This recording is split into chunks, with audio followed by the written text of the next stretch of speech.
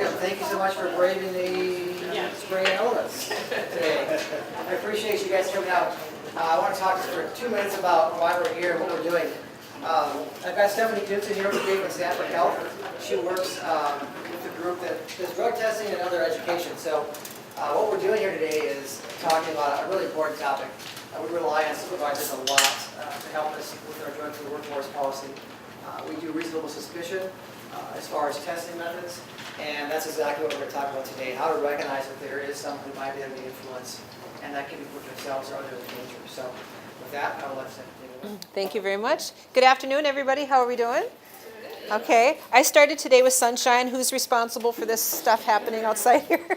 All right. Thank you for bringing me back to Fargo Forum, and I appreciate the opportunity to visit with you on this very serious subject, even though we're laughing at this gentleman right here who, by the way, is intoxicated, in case you were wondering, right? Okay. And how hard he is trying to buy that extra case of beer, which he clearly does not need anymore, right? Okay, enough of that. Okay. Now, I need to move that over, sorry. Come on. You know, I should have escaped on that one again. I should have changed my settings. Let's see if I can override it here. Here we go.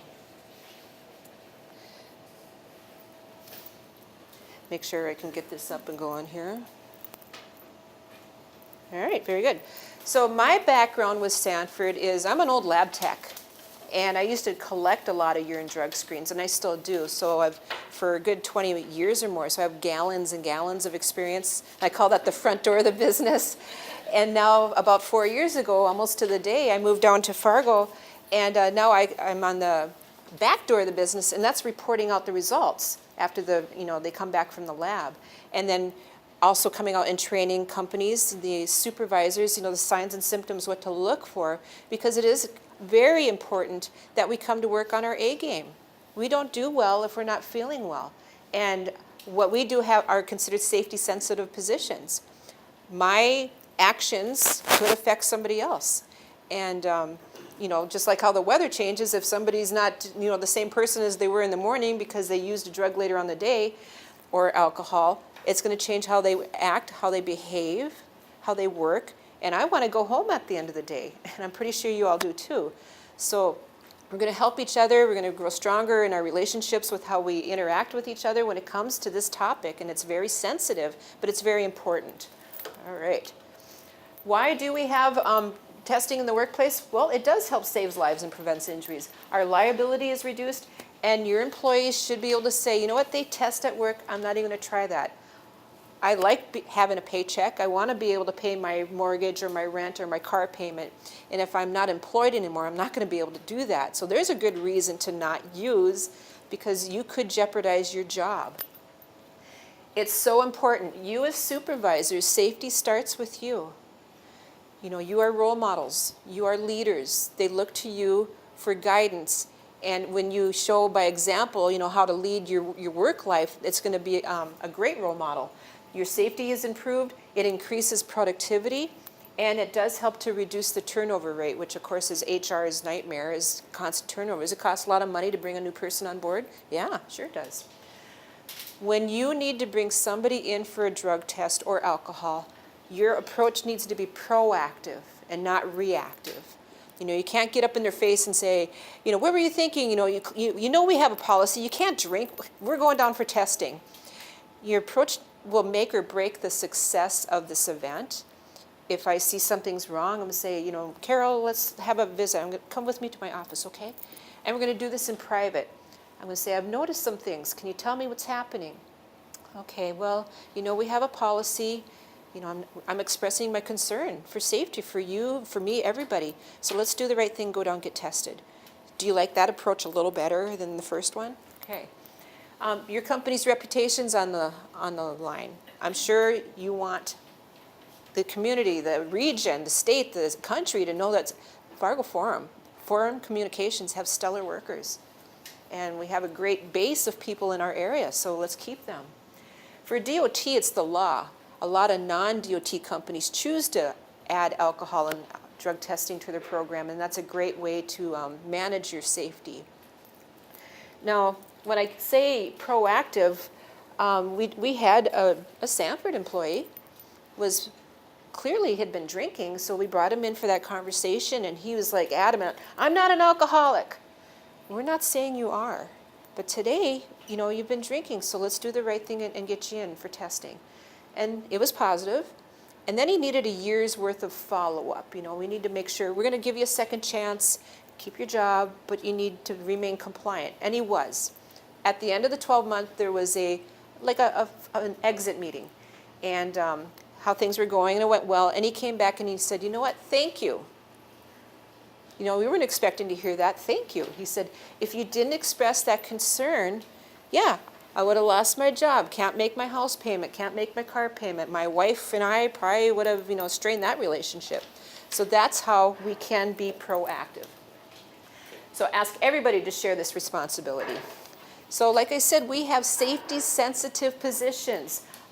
What we do affects other people, so we're even a momentary lapse of attention could have serious consequences. Momentary. Accidents are called that because they happen so fast, right? And this is why we are doing testing. So substance abuse, not just measured in dollar signs, but other things that are going on. Workplace theft.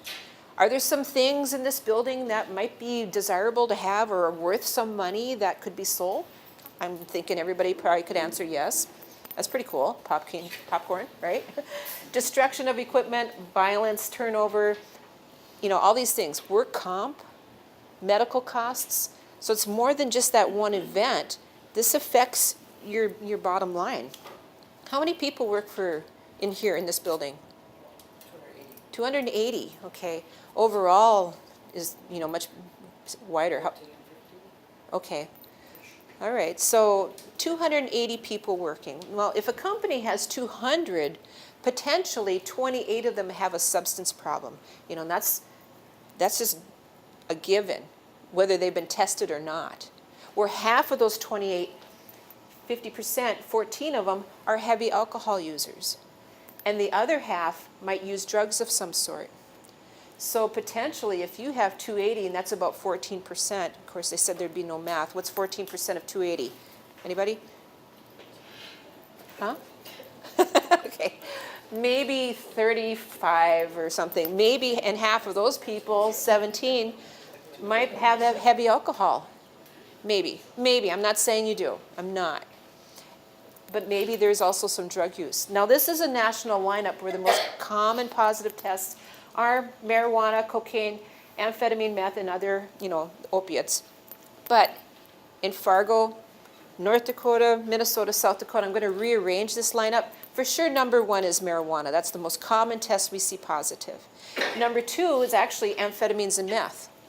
3 is the opiates. Underneath that, I see cocaine, which I'm seeing a rise in that lately, though. And even below that is angel dust, PCP. And when we do see positive PCP, it's in north central Minnesota or western North Dakota. All right. Oh, sorry about that. Oh, I was supposed to get rid of that one. Sorry. Okay, a little terminology for a collector. During Monday through Friday, if you need to bring somebody in for testing, please bring them to the Ahmed Clinic up on 12th Avenue. That's business hours, 8 to 5. After hours, you need to bring them to the new hospital out on, you know, Interstate 94 and Veterans Boulevard. So, and I know you have all shifts, right? Okay. And they have the paperwork out there for you because the trained collectors have a specific area where we do the drug testing.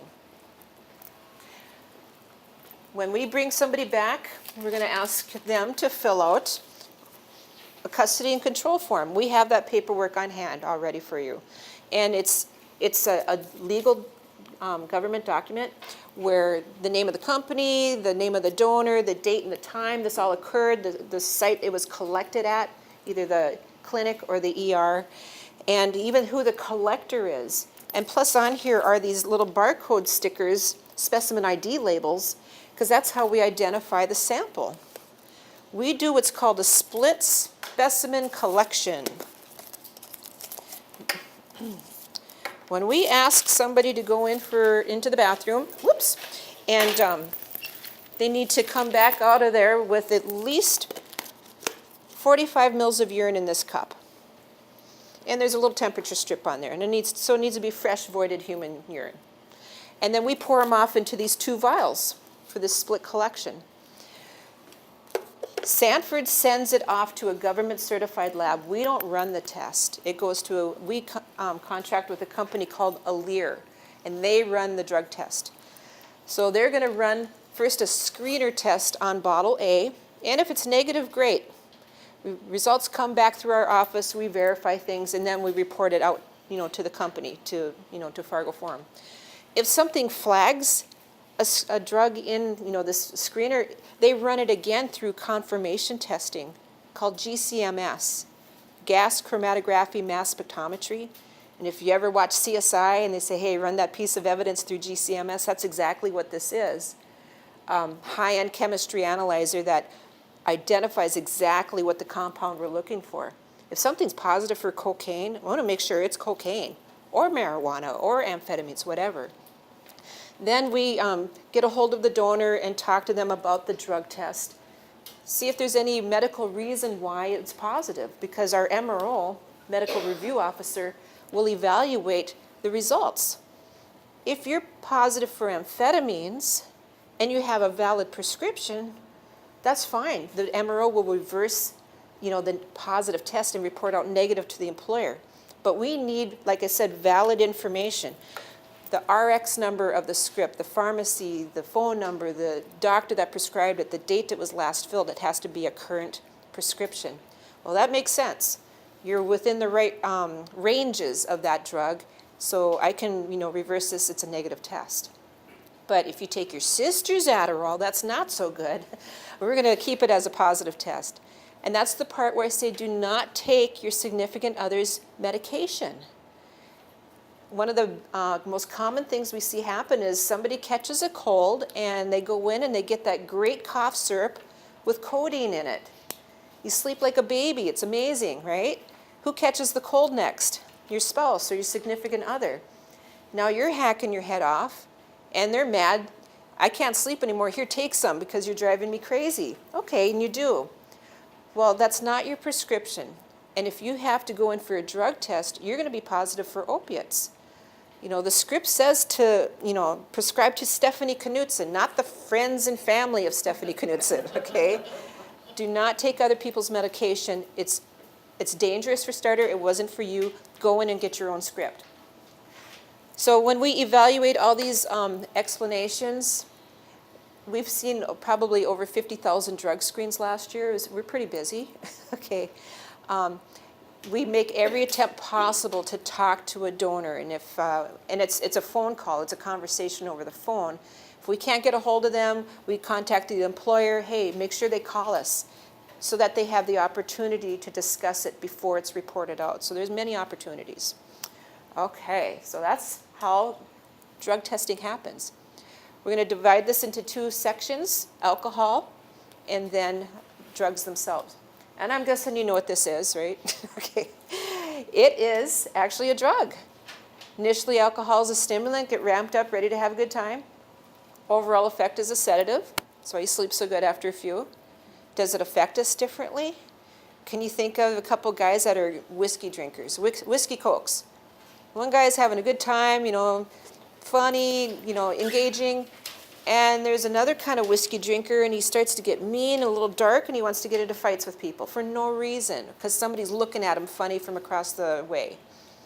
Wine drinkers, or women drinking wine. Somebody might giggle and laugh, and they just having a good time. And then the other gal, she hears something kind of sad or upsetting, and she has a meltdown and starts crying for no reason. And we know people like this. Maybe you know a great beer drinker, but if they drink tequila, you don't want to be in the same room with them. So it does affect it. And I see faces like, yep, I know that person, right? Okay. Alcohol is the most abused drug, okay? 1 in 12 adults has a problem. There's more than 12 of us in here. I'm not saying anybody in this room has a problem. I'm not. But statistically, the potential is there. okay?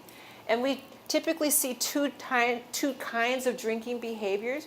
One where it's drinking right before work or during work, like a little liquid lunch, okay? Or maybe heavy drinking the night before and leads up to, pretty severe hangover. So that's what we're seeing. I did this for a company in Minnesota a year ago, and they learned there was one of those high-functioning drinkers and that has incredible tolerance. And they learned that he started every morning with 3 Bloody Marys, with 3 chasers, and then he sipped on vodka waters in his tumbler all day long because he needed a certain level of alcohol to even function. People function. Don't be surprised, okay? Now, these are the signs of what we're looking for. Pretty sure we all know how an intoxicated person appears. You working downtown in Fargo have the best observatory booth ever, right, of what's going on. But this is homework assignment number 1 for everybody in this room right now. The people that you supervise, get to know them better than you already do, especially their faces and their personalities. Get to know what their eyes really look like and their complexion and their demeanor, just, better, because when they've been drinking, that's going to change, and you need to be able to see the difference. Now, my eyes are bloodshot all the time. Between computers and fluorescent lights burning holes into the retinas, they're constantly red. But if I've been drinking, they're going to be glossier, even more red. The rims are going to be heavy. Probably bags are going to get a little worse. It's going to be different. When you get up close to somebody, you actually need to smell their breath. Can you smell any odor of alcohol? Like I said, vodka water is kind of tricky. Not everybody has a distinct, alcoholic breath, but whiskey for sure, beer usually, and they're probably even maybe belching. Wine you probably could smell. Like I said, their vision is impaired, so their focus is going to be different. Bloodshot eyes, unusually passive or combative. Are they in that stimulated side or in the sedative side of the alcohol? Maybe they're becoming argumentative. What's their balance like? Watch them. Do they need to lean against things, or they're using the wall to get going, or just leaning against desks, doorways to keep their balance better? Because their coordination is poor. Are they fixated on drinking? 5 o'clock. There's happy hour at a few places downtown on Thursday nights. They promote it, immensely, right? Did they even get ready for work today? Personal grooming. Typically we put ourselves together when we come into work. But if we're showing up with the same thing we've had on a day or so ago, and, I'm just going to smear the mascara out of my eyes and jack it up in a ponytail and call it good, did they prepare themselves for work each day? So what does 1 drink equal? A 5-ounce glass of wine is the same as a 12-ounce glass of beer, is the same as a shot and a half of liquor. And why does that matter? Because you could have 3 beers and somebody says, hey, let's do some shots. Yeah, they're good, right? And they don't take up much space. Ooh, that was good. Let's do another one. Boom, that was super good. Another friend comes in. We're doing shots. Okay, I'm in. Boom. You've just had 6 drinks in a very short period of time. I'm going to leave some of these here with, gravity works really well here, with you. And it's a drinking and driving calculator. Now, if I'm a guy and I weigh 200 pounds and I just had 6 drinks, in a very short period of time, when I pull down this card, when you see yellow, that indicates you're legally intoxicated. 6 drinks, 200-pound guy, 0.11. You're there. That's DUI. Female scales on the back side, if I weighed 160 and I had 6 drinks, 0.17. That's almost double the legal limit, right? Now, we work in what we call a safety-sensitive world. Our cutoffs are much lower. We have consequences at 0.02. That's like 4 times less the legal limit. It's a different set of criteria for our workplace. So what we drink speaks volumes. You've seen this campaign, northdakota.gov, where they talk about, I think there's somebody in the restaurant and she orders a light beer, and he goes, light beer, and she goes, how about a Long Island tea? And he goes, no, I can't say that. I'll blow your eardrums out because it's such an intense drink. It's more than one drink in there. A martini might be, that one glass, 1.5 to 2 drinks. A margarita, depending on the pour and the size of the glass, could be 2 to 3 drinks in that one glass. Okay, it's happy hour, and they're good. And it takes 2 hands to put this to my face. But it's happy hour, so it's 2 for 1 night. This is more than 1 or 2 drinks. Could be about 6, easily. I'm at a 0.17. So be careful, it speaks volumes. Binge drinking, 5 or more drinks on one occasion.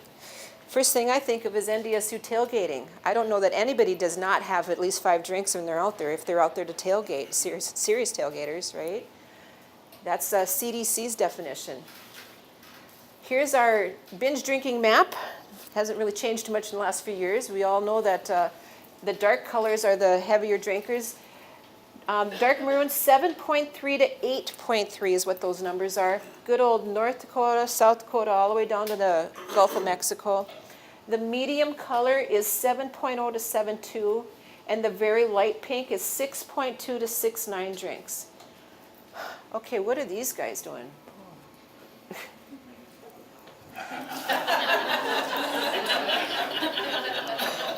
Recreational marijuana. Who's the rock star? Alaska, recreational marijuana and heavy drinkers. Maine, little maple syrup, Maine, recreational marijuana and heavy drinking. Okay. The best and worst states for drunk driving. So guess who's number 1? That's not a record to be proud of. North Dakota, right here. Fargo's drunkest city, right? In that recent reports? Okay.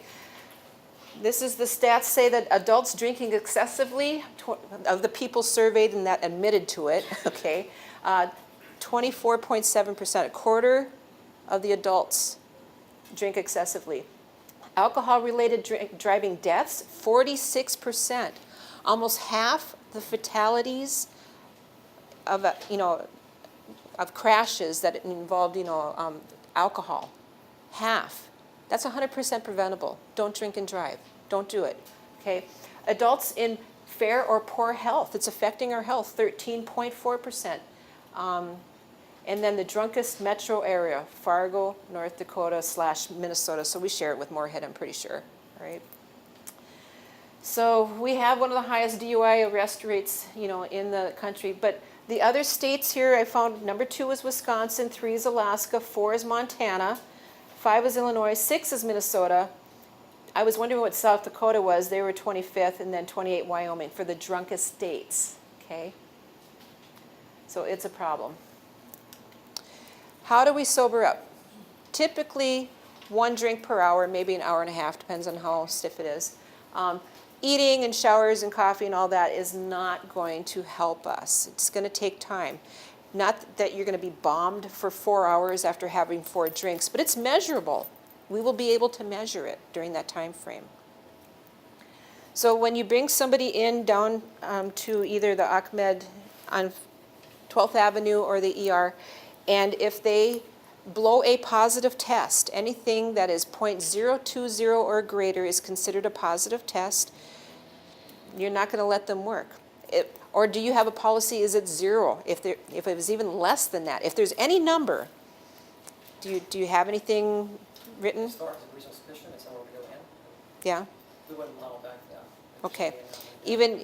Okay. So if it's negative, that's one thing, but if there's even a hint, 0.003, and that's a number, that means you're not working today.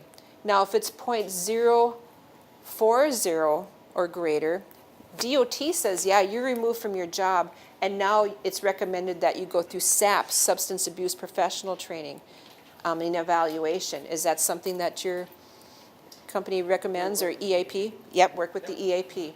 HR is going to get involved, and they're going to take over. The thing here is that you need to recognize that something's wrong and do something about it to help prevent any issues. Okay. So we're friends at work, okay? And when people use drugs or alcohol, it impacts the other coworkers. And I come in and you can smell it on me and you're thinking, geez, I wish she wouldn't have done that. And maybe in 2 hours, she'll come out of it and it'll be okay. So I'm not going to say anything to Brian.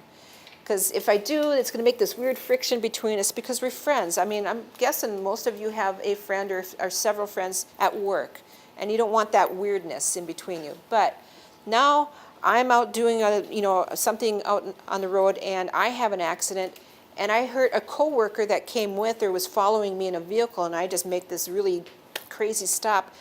They rear end me, and they get hurt seriously. Now we've got another person involved. And that could have been prevented if, she would have come forward and then, I had that conversation.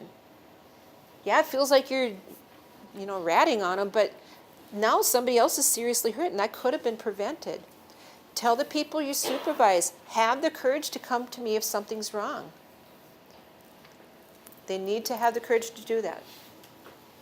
All right, some general signs of drug use. Any questions about alcohol? Okay.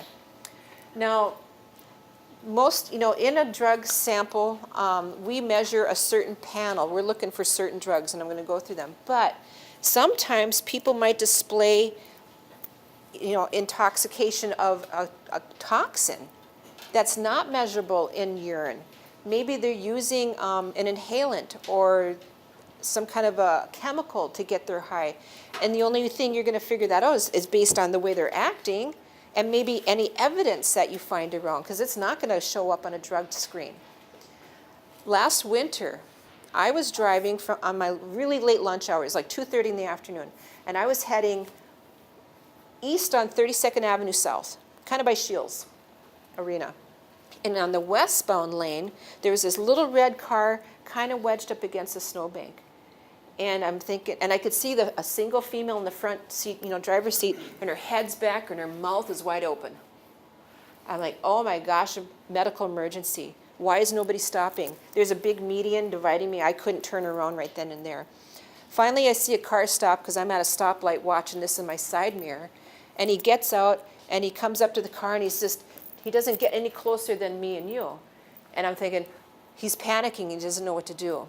So there was a place where I could make a U-turn, and I did. And I came up behind. I go, what's wrong? He goes, I don't know. I said, call 911. He's one of those people that panicked unless you tell them what to do. Then they follow directions just fine. Tell them we need emergency personnel here in front of Shields Arena, 32nd. I get up close to the car, and she is pale. Her head is back. Her eyes are rolled into the back of her head. Her lips are blue. I'm thinking, okay, get ready to do CPR. The car's running. It's in drive. So the door's locked. I can't open it. Now what? Well, the window was actually open about 3 inches, and I wanted to reach in and turn off the ignition, but my arm, I couldn't. It was too tight. So if you come upon somebody and they're unresponsive and you can't touch them, but you want to see what's going on, just yell. So I just put my face to the window. Hey! I yell. Slowly her head comes forward. I'm thinking, okay, good, she's not dead. I thought she was close. I said, can you turn your car off? Because that was my concern. All of a sudden she's going to roll off into traffic. And with heavy extremities, she reached up for the keys and she just dropped her hand down. And when she did, she bumped something. And then she picked it up, and it was a can of compressed air with the straw sticking out of it. I'm like, oh my gosh. You're huffing, I didn't say it, you're huffing and driving at the same time that you passed out in traffic. Wow. Put the can down, and she laid it in the seat next to her. I said, put your car in park. Couldn't do it. What's your name? Couldn't talk yet, just like she's drunk, heavy, just lethargic. It's going to be okay, we're getting you some help. And once again, trying to get her to turn her car off, that was my thing. Safety. She's coming around, not rolling her window down, but she goes, I gotta go. I said, no, no, you can't drive. This is not safe for you to drive right now. No, I'm leaving. I said, no, we're getting you some help. Okay, let's just stay put. She's getting a little upset with me. Get out of the way, I'm leaving. I said, no, it's not safe for you to drive. We're gonna get you some help. And all of a sudden she puts her foot on the gas pedal and she guns it. I had to jump out of the way. She would have ran right over my toes. He's still on the 911 phone call. So I'm thinking, I'm not going to let her get away. I get my vehicle and I start following her. She gets ahead of me all the way to Veterans Boulevard, and she's kitty-wampus in that intersection, and cars are driving around her. I'm thinking, now what? So I get behind her, put my hazards on, I come up to the window, and here she is again. Her head is back, mouth is wide open, and the can is in her hand again. She did it twice. Couldn't have been 7 minutes. Now I'm reactive. I wasn't proactive. And once again, her window was open, and I go, hey, and I really yell. Her head comes up, she goes, you again. Yeah, what you're doing is not safe. Where are you guys? Keep her there. I'm trying, you know. And she's like, leave me alone. Why are you doing this? It is so unsafe for you to drive right now. I'm not placing blame on what she was doing, even though I knew what she was up to. Finally, she's like, I'm out of here. And she guns it again, just missed a car. And then a police cruiser came around the corner and pins her in another snowbank. Okay, good. Nobody got hurt. Wow. I'm like, I can't believe I just saw this happen. So I wait for them to get her out. She's like heavy, lethargic, and just like noodles, getting her in the back seat of the squad car. And an officer comes over to talk to me, you know, get my statement. And I told him the story I told you now. So they take her away, and I drive back to work, and I couldn't believe it. That night, I get a phone call from the detective to follow up on it. And I said, can I ask? How's she doing, you know, or what happened? Well, she's under arrest, and I think he said under the influence of a toxin. And she's in the hospital. She doesn't feel very good. And I thought, well, I bet not. She was deprived of oxygen, so she's probably hurting pretty bad. So I'm telling you this story, and show of hands, who thought if you were picturing this, I don't know, college age? Couple, yeah? If I told you she was in her late 40s, well put together, nice little car, had packages in the back, she just left the mall. You know, school was going to be out in 45 minutes. She was probably going to be picking up her kids from school shortly. So you never know who's going to be doing stuff like this, okay? And that's, you know, and for her, instead of going home and drinking wine, you know, her drug of choice was a can of compressed air. You know, people will spray paint into a paper bag and huff that, you know, to get their high. It could kill you. It's so dangerous, so dangerous. I think I'm going to tell you a tolerance on an alcohol story. Don't let people fool you. We had a person brought in for reasonable suspicion from a business, and it was about 1:30 on a Monday afternoon. And this person, her shift started at 1 o'clock. So it was clear she'd been drinking, and she was compliant. And she said, yeah, she'd go in for testing. They brought her to the clinic, and the technician fires up the breath alcohol analyzer, and he puts it up, and she blows into it. And then an error code came up and a number, and then it shut down. The machine turned off. And he thought, well, that was weird. I must have did something wrong. So the first thing you do is repeat the test. Keys it all in. She's compliant. She blows. And then the same thing happened, but he paid closer attention. It said E2, the letter E2, 0.427. And the machine shut down. And he goes, that can't be right. You know, she walked a straight line. She signed consent paperwork. She's talking. She's upright. 0.4. She should be dead. He calls me. He goes, Steph, there's something wrong with this machine. He told me what happened. I go, I got another one. I'm going to run over. Let's try this again. So we fired up. This is 45 minutes later now. Blow into it. E2, 0.427. And the machine shuts down. It's like, holy cow, it's her. She was probably in her mid-20s. If she weighed 100 pounds soaking wet, I'd be shocked. Okay, just a little skinny, little tiny thing. We couldn't get a result. The machine, E2 means it's over the hardware range. Her value was so high, the machine could not even measure it. So we chose, because she was a non-DOT worker, to draw her blood, and we can do that. It's directly proportional. The breath that you blow into a machine is proportional to the concentration in your blood. That's why breath is a great test, and it's immediate. There's theories behind it, not theory, proven science, how breath analyzers work, okay? So we said, what have you been doing this morning? Well, we partied all weekend, it was, vodka and beer, but I was done drinking by 6:30, and then I took a nap and I came to work. 0.4, you should be dead, And when the blood sample did come back, it was a 0.399, by the time we got that drawn. So we're worried about withdrawal symptoms. What's going to happen? She must need a certain level of alcohol in her system all the time to even function. So she was brought to the ER to be monitored. Genetics and lifestyle play a huge role in people that have alcohol issues. I accompanied her to the ER, and she said, I need help. My parents are alcoholics. I've been drinking since I was like 10, 12, 13, young. And already her health has been affected. She had a belly on her. She wasn't pregnant. It was her liver and kidneys are already affected. So she's already not healthy. So don't let, that stereotype of the big burly beer drinker be the guy with the high tolerance. It was this little itty bitty 26-year-old girl. It's amazing. Okay, job performance.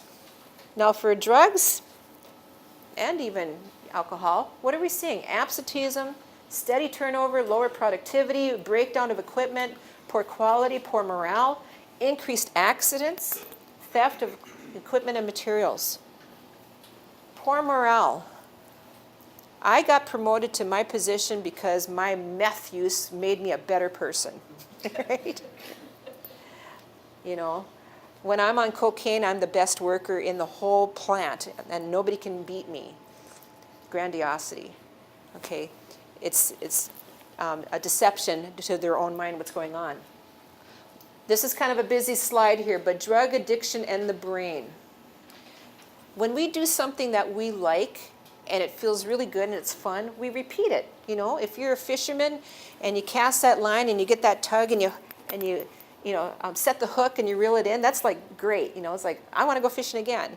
Or I like to ski. I love how that feels. I just love that motion of skiing.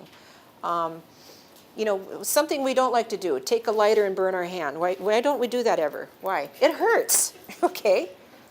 Drug addiction forms an imprint in our brain that is very pleasurable. And when you have an intense pleasure feeling, you want it again, and it takes over. I was reading a story of a young man that said the first time he got high on OxyContin, he never felt so good in his life, and he wanted to feel like that forever. He was addicted the day he got high that first time. Well, you can't stay high all the time, right? Sooner or later, the drug wears off and you lose your high. Okay, well, I'm just going to take some more drugs. Well, this vicious, repetitive cycle turns into the addiction. It changes in your brain and it interferes with your ability to think clearly, okay? You don't even know how to feel normal without drugs anymore. To you, that is your new normal. You actually start changing things where you exclude your family, friends, your career, even your own health and happiness. Has anybody ever seen a show called The Heroin Explosion? It was on one of the cable networks. And this young mom had a baby, but she had complications, needed surgery. And of course, she's going to have pain afterwards. So the doctor gave her OxyContin. And it worked. But she needed a refill. And another one. And finally, he said, I'm not going to refill you anymore. Well, she went and found another doctor willing to give her, the script. And now she started bouncing around from doctor to doctor. We call that seeking, drug seeking. Finally, the medical community figured it out, and they said, that's it. We're not going to prescribe this to you anymore. She's like, fine. She lived in Minneapolis, so she went downtown, and she could find a dealer just to sell her the pills. Okay. Well, she's building up a tolerance. And he said, hey, crush them up with water, and then start injecting them. You're going to feel a bigger, better high. Or her husband said, you know what, if you keep driving downtown to the cities, I'm not going to put gas in the van anymore. She said, fine. She chose the drug life over her new baby. She went on to say that she ended up in a crack house with no power, no running water. They shared needles. They had no money to buy water. They resorted to either a mud puddle or the dirty toilet water, pull that up, add it to the drugs, and inject that into her veins. Now, do you see yourself in a year? Because I saw you cringe when I said that. I mean, if you had something happen in a surgery and you needed pain relief, in a year from now, do you see yourself in an inner city pulling dirty toilet water to inject it into your veins? No. And she was a suburban mom, housewife, young mom. And it led to that for her. It can happen. Now this is not a CT scan or PET scan. This is called a SPECT, a single photon emission computed tomography. And the center brain, this is the top half of the brain, this is the bottom half. These are normal. This is a normal appearing healthy brain. And these outer four corners are brains that have been affected either by drugs or alcohol. So here's an alcoholic brain. Look at how pitted it is and all those holes. 38-year-old with 17 years of heavy weekend use. So he's just a weekend warrior, this person, right? Cocaine, 2 years. Once again, it's pitted. Meth, 8 years, looks like cottage cheese. This underside, marijuana on a 16-year-old that's only been using for 2 years, opens up all these holes like that. It's not healthy, okay? It's not healthy. 74.6% people are employed. They're working among us, people that use. That is a proven stat. So they're in our workplace, and we need to be diligent about it. So we test urine. There is hair, there is saliva, there's some blood tests, but typically urine is a great sample to test, okay? We test a DOT and a non-DOT. There's a standard panel that has marijuana, cocaine, phencyclidine, which is angel dust, opiates, and starting January 2018, the DOT finally wised up and added the synthetic opiates like oxycodone, oxymorphone, hydrocodone, and hydromorphone. Okay, they added that. Still amphetamines and meth, and even ecstasy is part of that panel. So that's a standard panel. Now there are larger ones that a company can run for non-DOT. This is what Stanford runs for our reasonable suspicion. It's got like 22 tests on there. It includes fentanyl, even Ambien. Now what's interesting, if somebody is using fentanyl, and whoever heard of fentanyl 5 years ago, most of us maybe didn't, but now it's a big deal, right? That will not show up on this panel. It's a synthetic drug. It's kind of like for anybody that knows any, has any diabetes testing.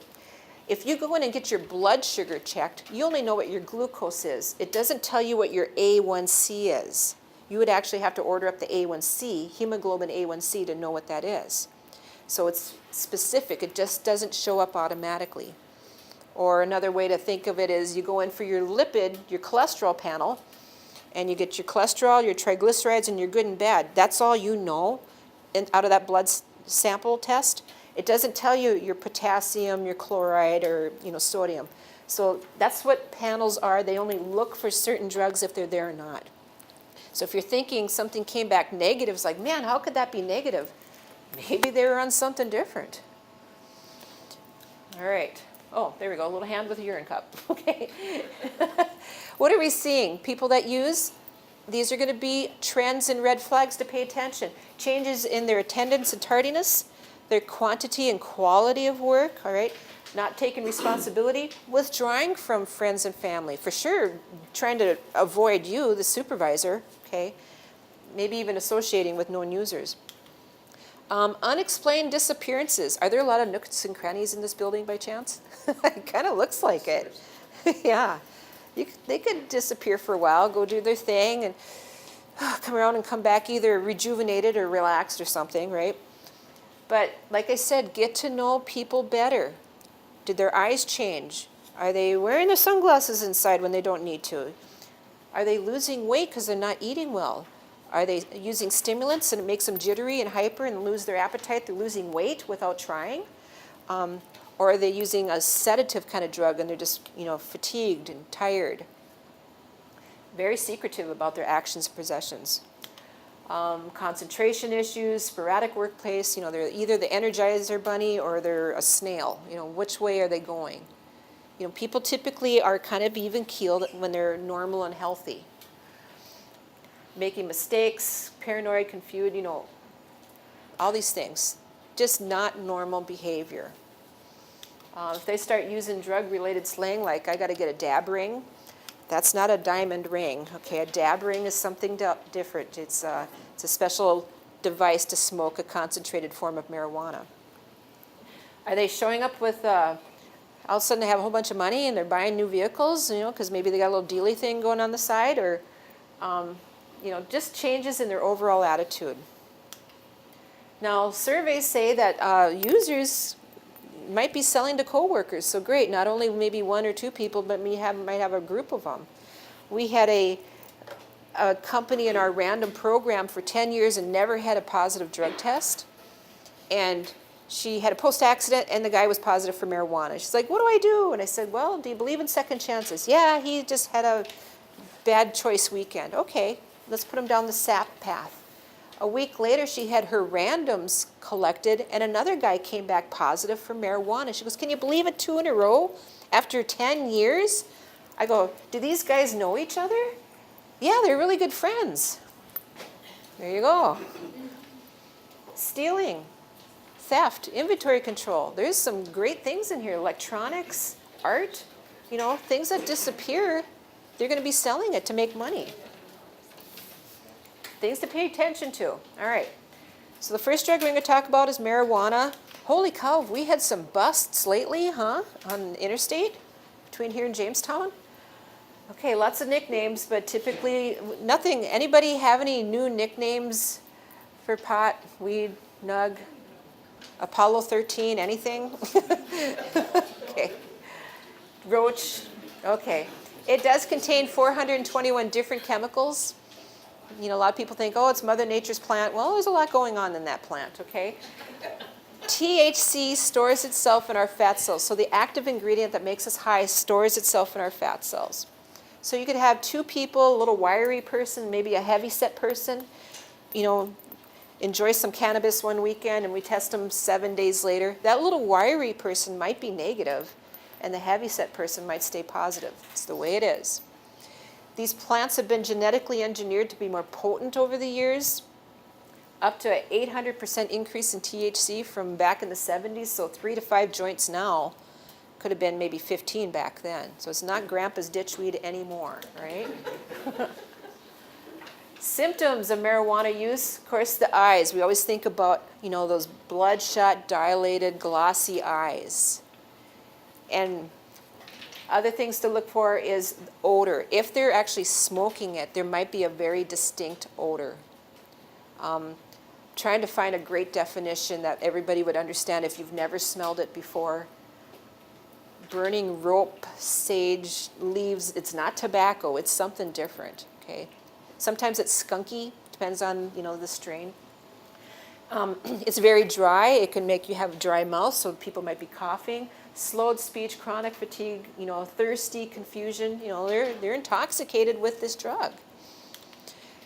Here's a great example of how these beautiful blue eyes changed from when she's, clear to when she's high using marijuana. And why do our eyes get so red? It actually decreases the inner pressure in our eye, and it allows those vessels to expand and they come forward. Okay, but like I said, my eyes are red all the time because of the environment. But for them, it might look like they're dealing with allergies, and they would have signs and symptoms, sneezing and coughing, well, not coughing, but runny nose and sinus issues, but that would, end. It won't last all day long. But how their eyes look is much different. Her lids are heavy. There's redness in the rims.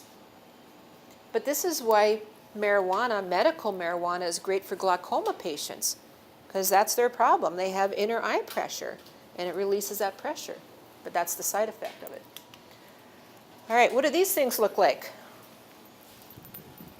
A vaping pen or e-cigarettes? There are devices specific for marijuana just like those.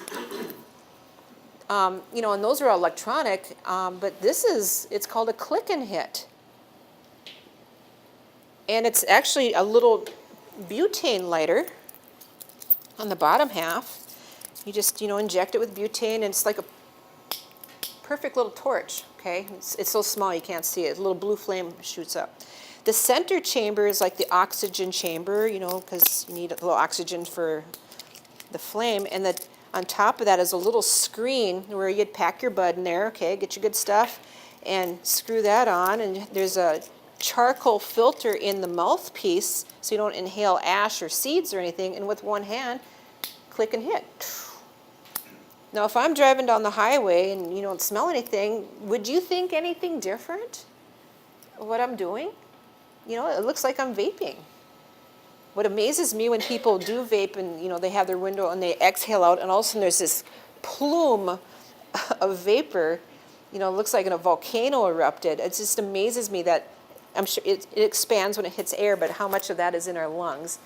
But a same kind of device can be used for marijuana as well. Okay, now this device here is called a vaporizer, and it actually heats an oil. It doesn't burn it, but it heats it to a certain point, creates a vapor in this plastic bag, and a lot of medical marijuana patients will inhale the vapor for their treatment. And according to this ad, the strings of her hoodie is a pot pipe. So there's lots of inventive ways to get your high on, right? What are we seeing here? Loss of coordination, memory, and learning. If you're trying to train somebody and they just don't get it, something's wrong. Problem-solving issues. Well, I'm blaming mine on my age right now, but perceptions of sight, sound, time, and touch. I mean, so there's signs. There are signs that they're struggling. People that drive when they're high is very similar to when they are intoxicated. Their reaction time is slower, reduced by 41% after one joint, 63% after two joints. It's slippery and icy downtown here, and you need to think ahead. If you're driving a big truck full of newspapers somewhere and it's heavy, and you're coming up to an icy intersection, you use your judgment to decide, hey, I'm going to slow down now, apply my brakes, and I'm going to stop at the appropriate location, right at the intersection where I'm supposed to. If your reaction time and your thinking is not on, you're guessing it wrong and you're too slow and you blow right through that intersection. That's why this even happens. Now, after the election, we have our recreational marijuana and our medical marijuana states. So the light green is Florida. Of course, North Dakota we know passed. Minnesota has been for a few years. Montana, Arizona, and then these states here. Recreational marijuana, original was Alaska, Colorado, Washington, and Oregon, but new is California, Nevada, Maine, Massachusetts, and even Washington, D.C. So just because it's okay in Colorado doesn't mean it's okay for us as safety-sensitive workers, because we follow what's called the federal government rule, where federally marijuana is illegal, and we're not supposed to be using it. Okay. Guess what's coming up? Who's heard of this? They have a holiday, April 20th. The countdown's on, right? That's only, 15 days from now? This is not fog from a concert. This is smoke from smoking marijuana and pot out in public where it's legal in I think this was Oregon, this picture.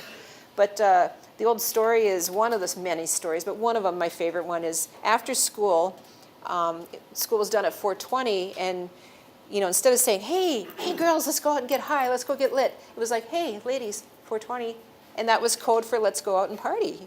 And somewhere along the line, April 20th at 4:20 in the afternoon, that's when you light up and get your clicking hits and go for it, okay? Now, even here, the days and weeks after April 20th, we see a spike in positive tests. So we celebrate it here too. So if you see something 420 written on something or, referenced to 420, it means they like to smoke pot. They are pot friendly. Okay, that's what they are. I get this a lot. Oh, my buddies are smoking. I never touch the stuff. You have to have at least 15 nanograms or more in your system to have a positive test. And if it's less than 15, then maybe you were hanging out with somebody and inhaled. But if it's 15 or more, you ingested it, you smoked it, you ate something, so you're positive. Now this stuff is a form of marijuana. It's called dab or wax or butter or shatter. It's a concentrated form. And what it is, they take butane and hash, they add it together, it condenses down to what's called BHO, butane hash oil. Well, they have to cook off that butane, because if you light that stuff up, what would happen? It would explode, right? So it's very dangerous to make. It's very concentrated. It's 80% pure THC. I think a regular joint might have 15 to 20%. This is like the Everclear of pot versus Boone's Farm, okay, if you want to think of it that way. Very hallucinogenic. One guy talked about when he's high, everybody looks like cartoon characters, so nothing looks real anymore. It's almost like tripping on LSD. It's very, very powerful. It's in our area. You know, when they say concentrates were confiscated, that's what they're talking about.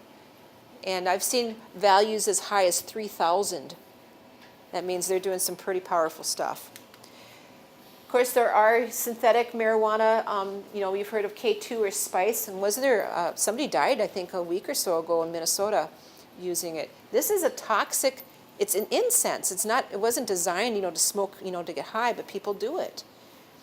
And at least they don't sell it in stores anymore like they used to at some of the record shops in town, but it's still available online, so people will. It's dangerous. With that, I think we should take a little break, and we'll come back and talk about cocaine, all right? 5 minutes. Thank you. Cocaine. Now, I've been reading some reports that, you know, cocaine is derived from the cocoa plant, and Colombia is the main, you know, producer, and they've had bumper crops, amazing harvests in the last 2 years. So there's more cocaine coming into this country right now than there has been in recent history. There's way more smugglers than there are DEA agents to confiscate it.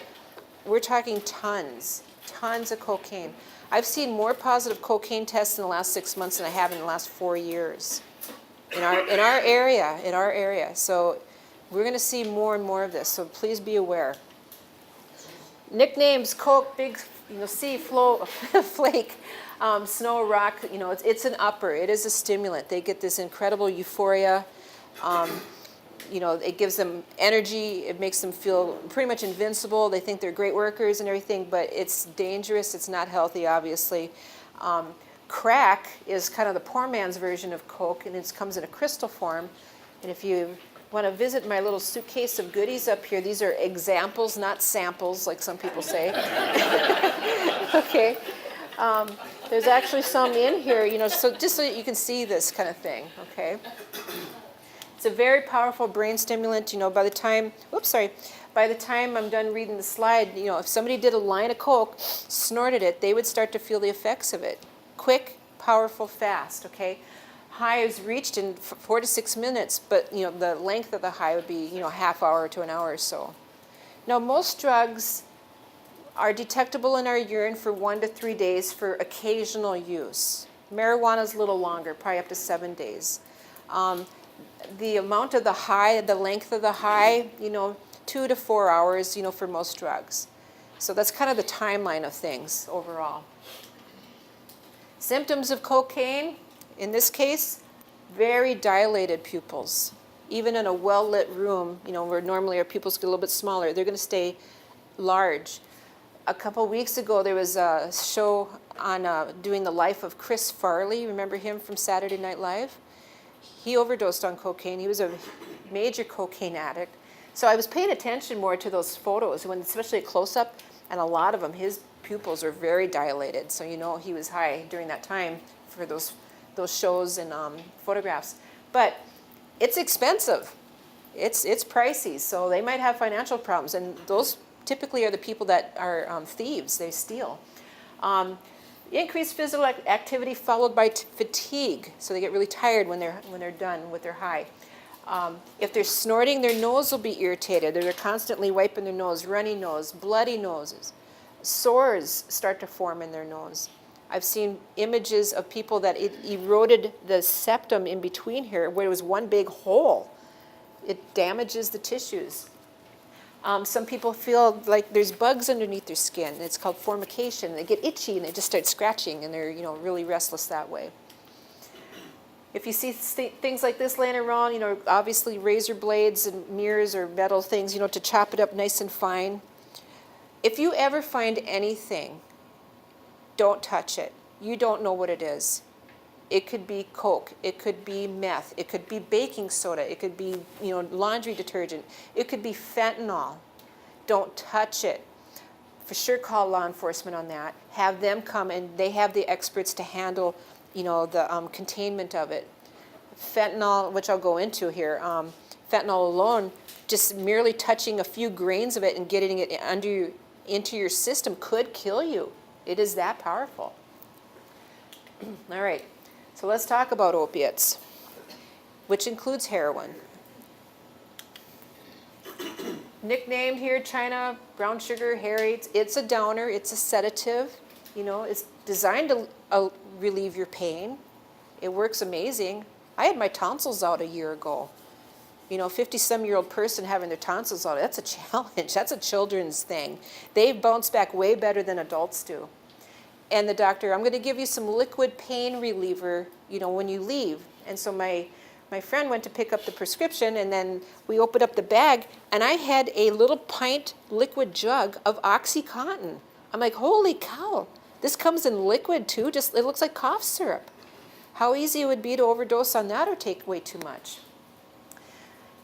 It worked on the pain just fine. Depresses your body functions. Large doses cause this euphoria, and that's what they like. It's called the dope rush. It's like taking a warm blanket and just wrapping it around, and you just feel this feeling. It's a dope rush. It feels really good, and that's what they want. I want to feel like this forever. I don't care about anything else. This is what I want to feel like. It creates that imprint in their brain, and it changes their perception. Their mouth might get dry. They might have heavy extremities. In this case, though, for their eyes are constricted, your pupils are small, tiny, even in a darker room. Mood changes, low raspy speech, apathy, impaired coordination. If they're shooting up, then they might be have needle marks. But a lot of people try to hide their arms. They don't want people to see that, or else they'll just shoot up in other parts of their body. Here's a little example of needle tracks. Sorry, it's pretty bad. I've seen people like this. I've worked on people like this. They destroy their veins.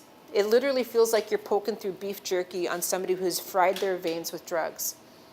And then they'll say, I got another good one right here. And they'll tell you where to go. They know which one works. All right. Now something not quite so drastic as the old poppy seed. Oh, I had a muffin or that bagel, and that's why I'm positive, right?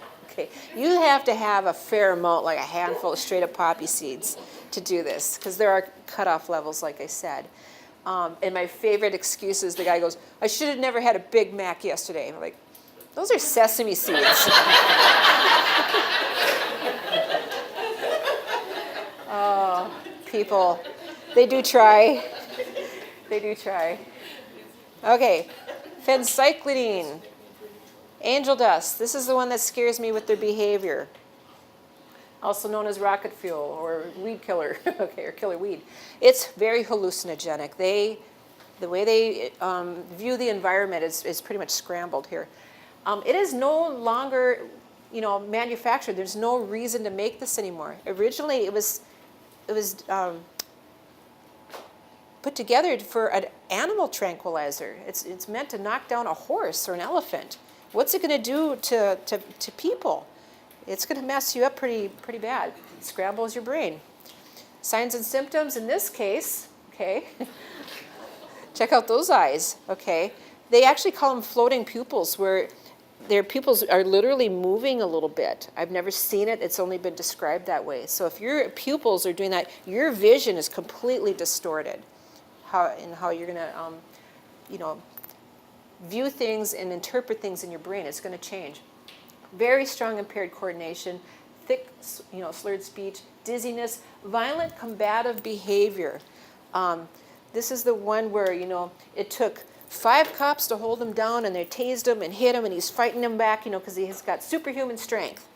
And I talked to an officer about this, and I said, well, I know that it depresses your feelings so you don't feel any pain or anything.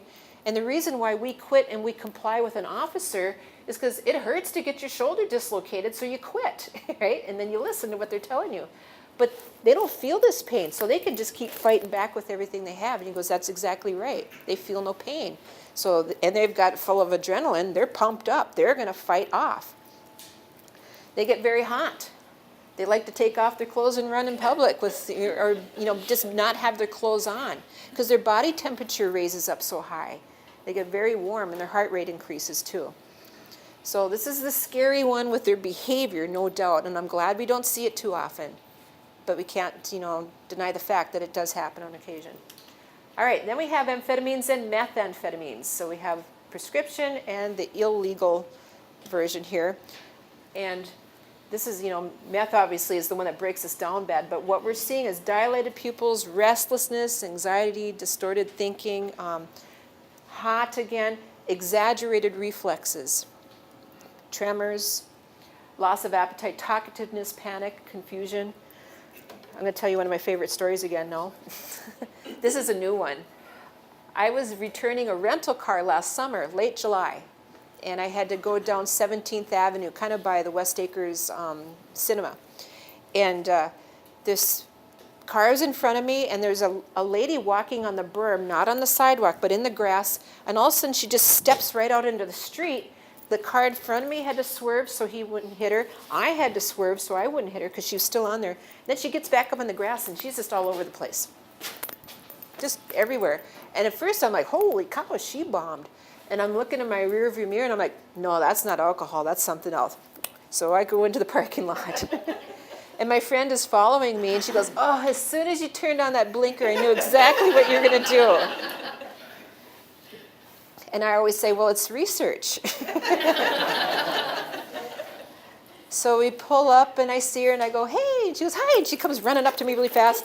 I go, you kind of scared us, when you stepped into the street. I said, what are you doing? Oh, I'm out for a walk. It's about 9:30, 9:45 on a late July night, and she's only got on a little teeny tiny pair of shorts and a little teeny tiny t-shirt, and that's it. No shoes, no purse, no cell phone, no nothing. And I'm thinking, okay, she's going to get in trouble. She's either going to get picked up or somebody's going to do something to her, and she's just all over the place. So I'm worried about her safety. And I'm, having this struggle in my head. Should I call emergency, get her home, or, they're just going to put her in jail? I'm like, oh, I don't want to do that. She's kind of little. I could take her if I had to. This is not my car. Don't tell anybody. Can I give you a ride home? I'm worried about your safety. Oh, that'd be great. I'm new here. Where are you from? Minneapolis. Mm-hmm. Okay. So I get her in, and my friend's like, are you sure? And I said, you're my backup. Okay, you're following me. She said, okay.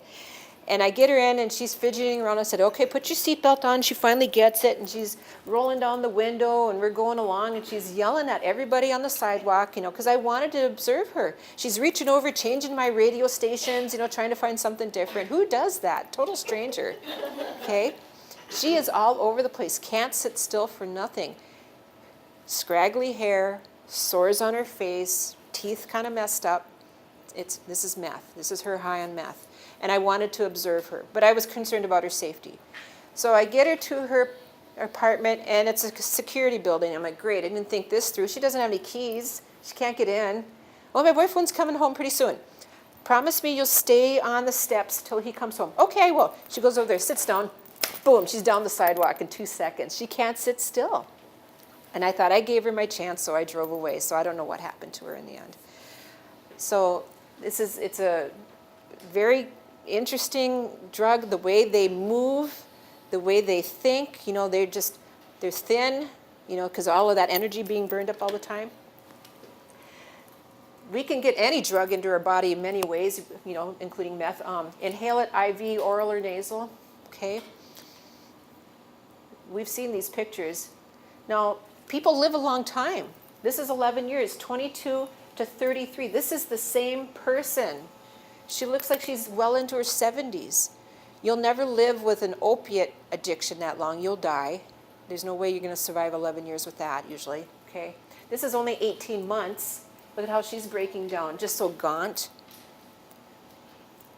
This is some crystal meth in a baggie, a pipe.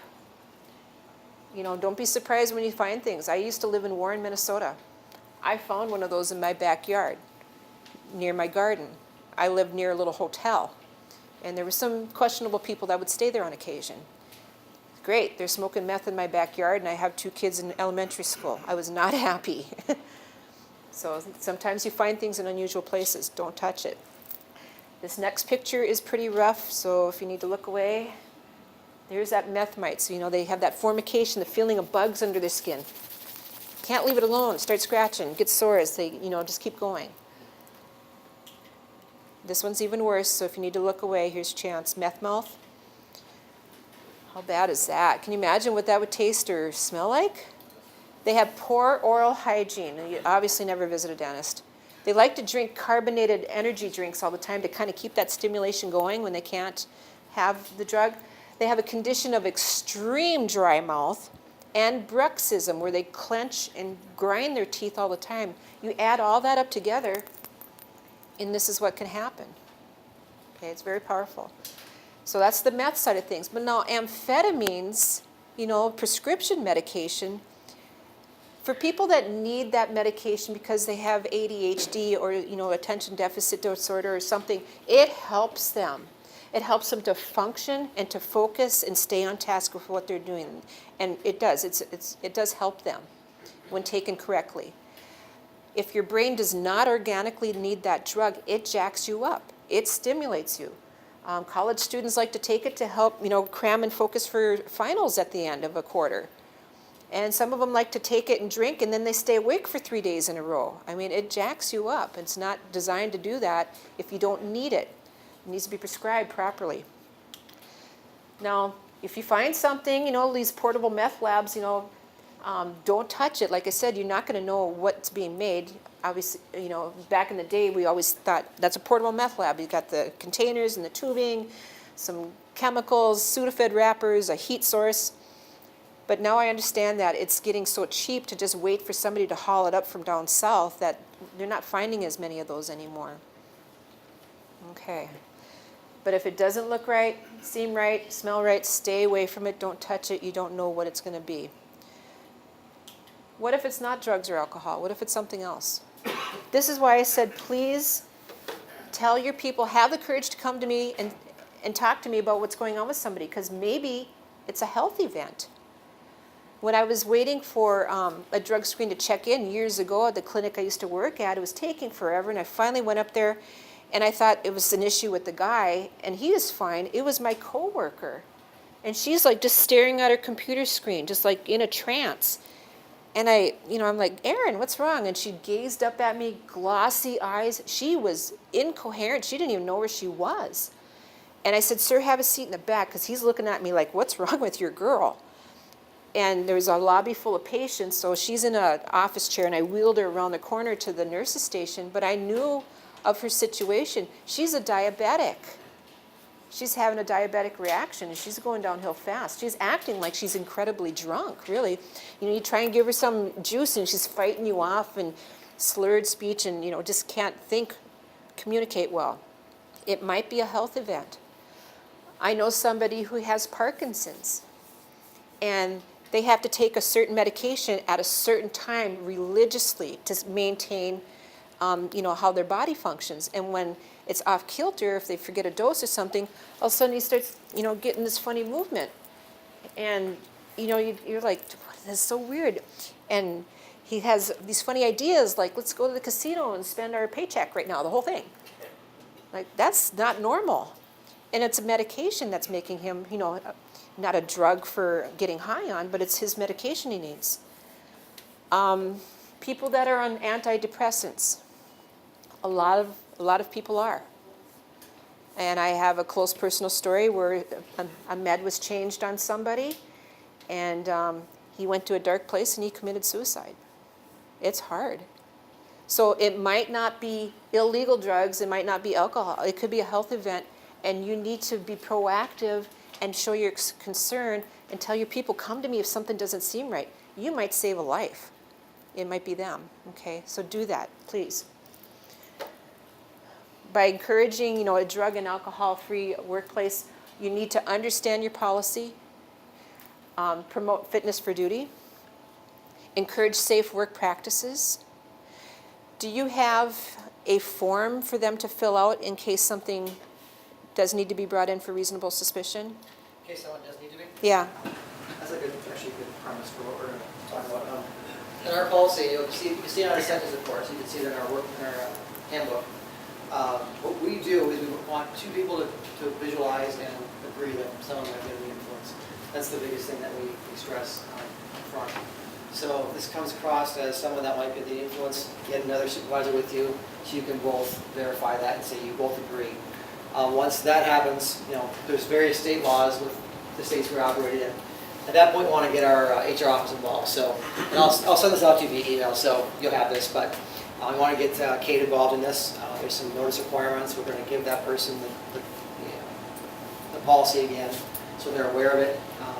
If we do ask them to go in for testing, and if they refuse to, they can do that. We're not going to force someone to take a test, but if they sign off on it at that point, we're going to follow the protocol and send them in. So. Okay, good. So watch for his email. It'll give you more direction, the forms, the policy, the documentation. Because the policy can't be a secret, right? Everybody needs to know that they have access to it. You always review it annually as needed. So all these signs and symptoms, there's the red flags. So you're going to have 5 tasks. You're observing. Ideally, if you can grab a second supervisor and watch this, it's like, yep, there's something going on. You need to confront. Think of where you're going to have this private conversation. So here's another homework assignment. Where in your workplace here is a nice private place to bring somebody in to have that conversation along with your other supervisor. Know that in advance. And if you work in an area where it's, an open, have a backup plan to where to go. And maybe if you're on the road, it might be in the cab of a vehicle is where it's going to be. But when you are in that location, remember your safety as well. And they always say put yourself closest to the door and have them sit on the inner side of the room. Some people are not too happy when you announce, based on what we're seeing today, we would like to bring you in for a reasonable suspicion drug or alcohol testing. They could act up on you. And if you need to get out, you need to get out. I had a supervisor say a guy put him up in a chokehold when he announced this to him. And if you would have had a second supervisor, that probably would not have happened. Okay, so you're making that decision and ask them, we're seeing in your face, your speech, the smells, whatever, you're falling down an accident, whatever happened, document all this on the form that you have available, and then tell them, we're bringing you in for reasonable suspicion. And in your policy, is it one, the drug or the alcohol, or is it both every time, no matter what? Do you know? Either one, either or. Either or. Either or. Yeah. Either or, okay. So, seems like they're intoxicated. You're just going to request an alcohol test when you get to the clinic or the ER. Seems like they're high or impaired that way, a drug test. If you're not sure, if you're on the fence, order both. Is it okay for me to say that? Okay, order both. Then you got it covered. When you announce we're going in for testing, a same gender person should accompany that employee to the site for testing. For sure, don't let them drive alone, right? That'd be dangerous. And then also, you're going to say, we're going in for testing. You need to have them stick by your side the whole time. Don't let them out of your sight. Don't let them go to the bathroom, because we need the urine, okay? That's what we want. But they might be going to their car or their desk or their locker or whatever for their backup stash. People that use usually have plan B somewhere hid. And we don't want that opportunity, so stick with them. These are things that we've actually found on people. I'll explain that. Okay, bring them in for testing. Please stay at the collection site until it's done.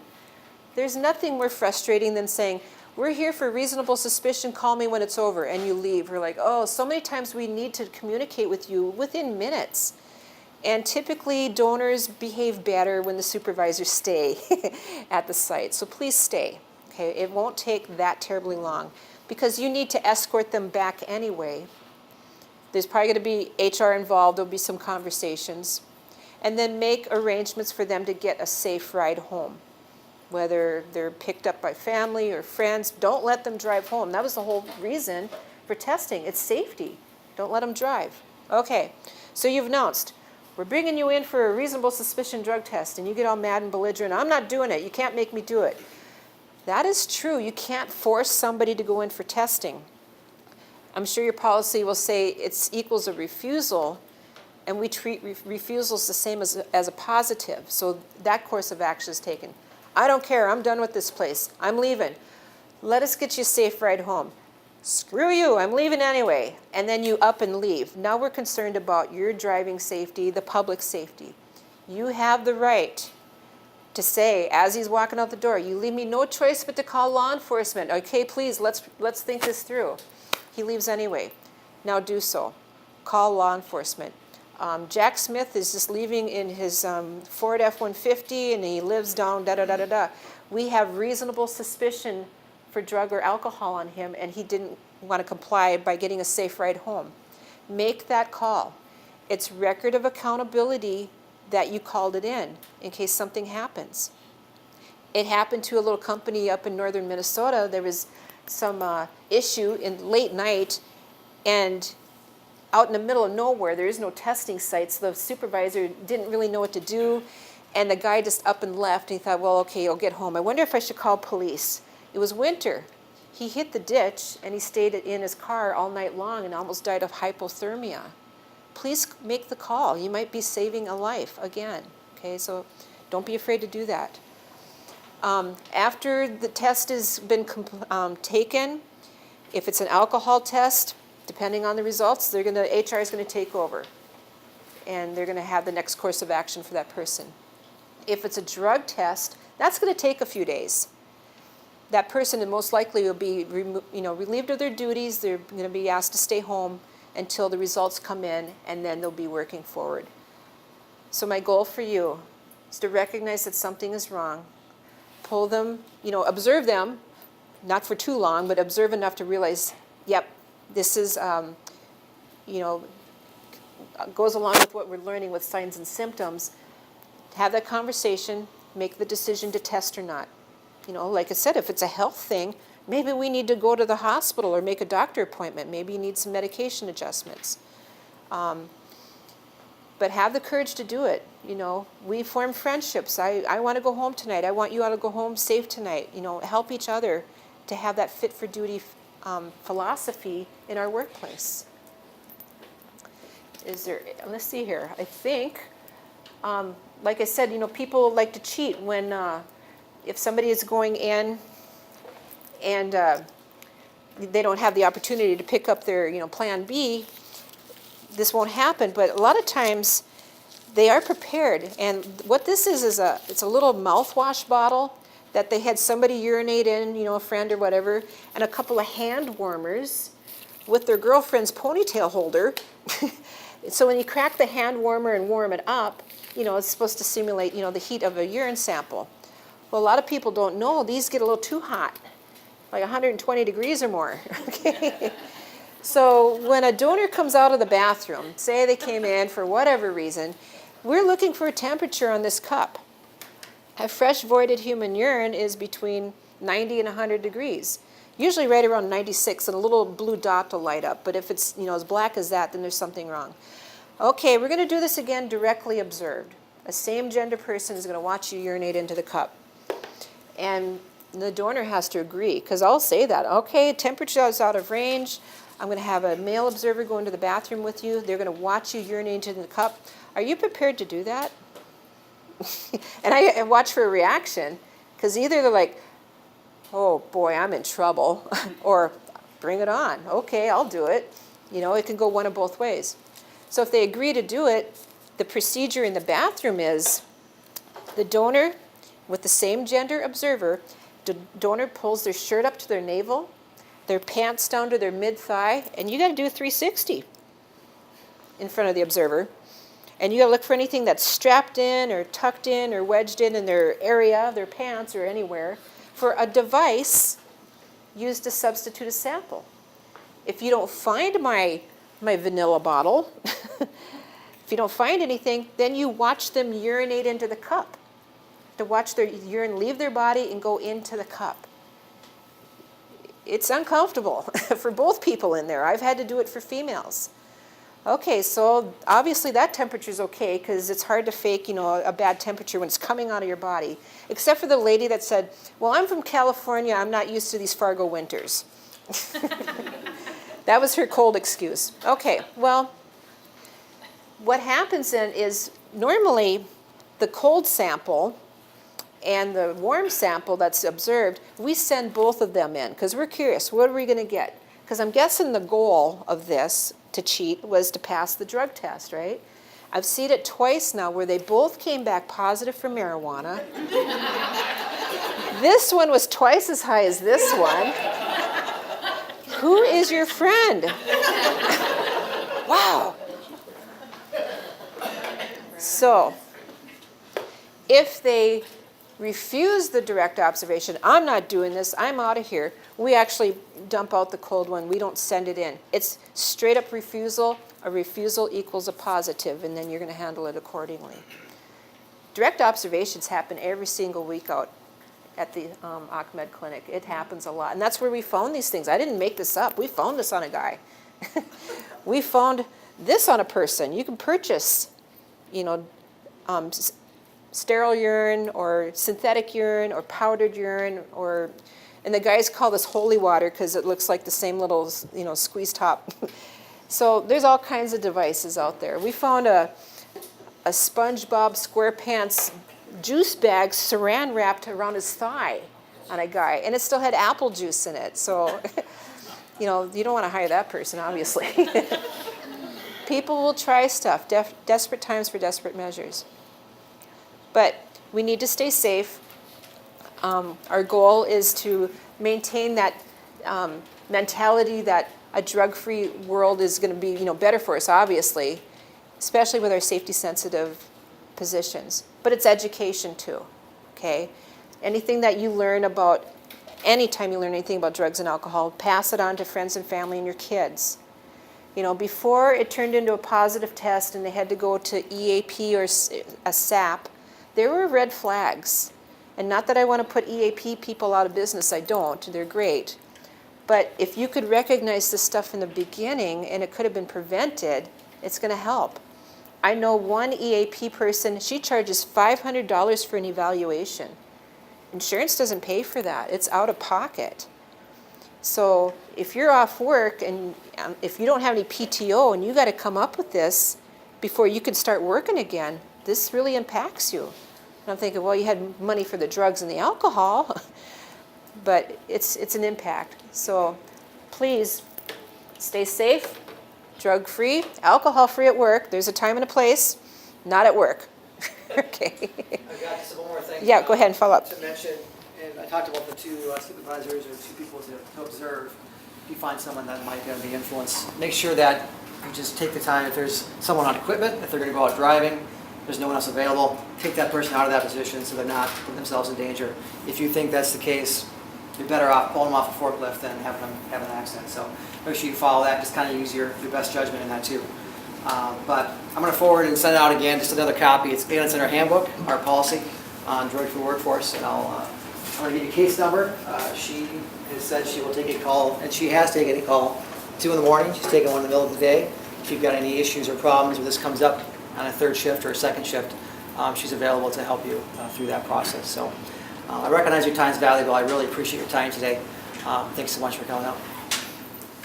Thanks, everybody.